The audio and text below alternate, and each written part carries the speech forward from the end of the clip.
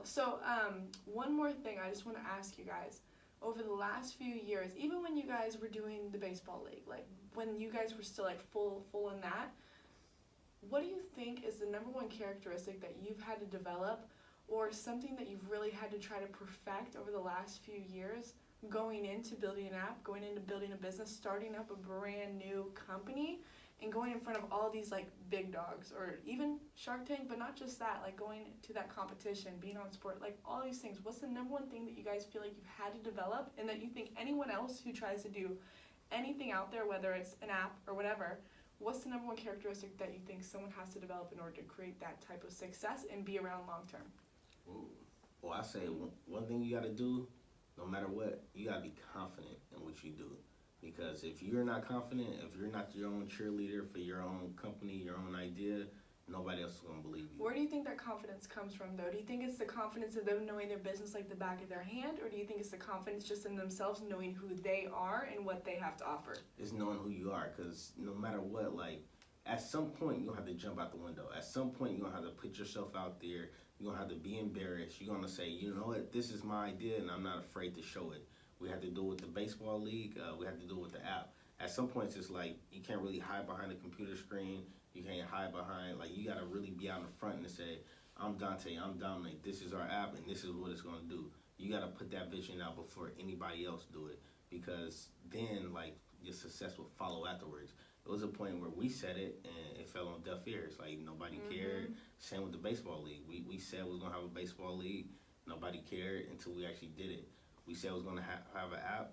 Nobody, for majority part, didn't really care until they saw it legitimized, like on Channel 13 or on the news or somewhere else.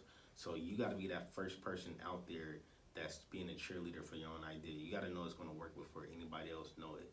Like, we know where we're going to go in 2020 before anybody know right now. We know where this is going to go next. So you always got to be that vision, that mouthpiece that kind of share your idea to everybody and be confident in that.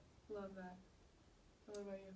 I mean, I got to piggyback off of Donte. I was going to say the thing that that's glues Morris League and HoopMaps together is definitely what Donte said. Like, we had a strong vision of how we see it played out, and didn't let anything get in the way of that. You know, like, for us to, when it was the Morris League, we got a lot of, like, news attention, like, from the school paper and Sacramento Bee and stuff. And one thing that we did have to develop is a way to really get our vision out there and really explain it in a way where it would, like, touch the hearts of, like, the masses of people. So we developed an ability to really tell our story in a way where a mass amount of people that's in our audience can understand and relate to. And we figure out, we always say, like, do the hard part first. And we figure out if we have, like, an app, like, how to get the best amount of views with the lowest amount of money, like, from our position. And we thought, like, reach for the stars, get to the press, get to the masses of people, and that's going to validate our app. So we, over the last, I say, 10 plus years, we figured out a way to get to the masses of people to validate and make it easier for us to grow out our business. I like how you said 10 plus years, because a lot of people think it's going to happen overnight, right? Man, overnight success takes 10 years. Yeah, for real. Yeah. And you guys are still working hard. Like, you guys don't have like a 10, 20-year vision. Like, you have a long-term vision, especially after listening to you guys right now. Like,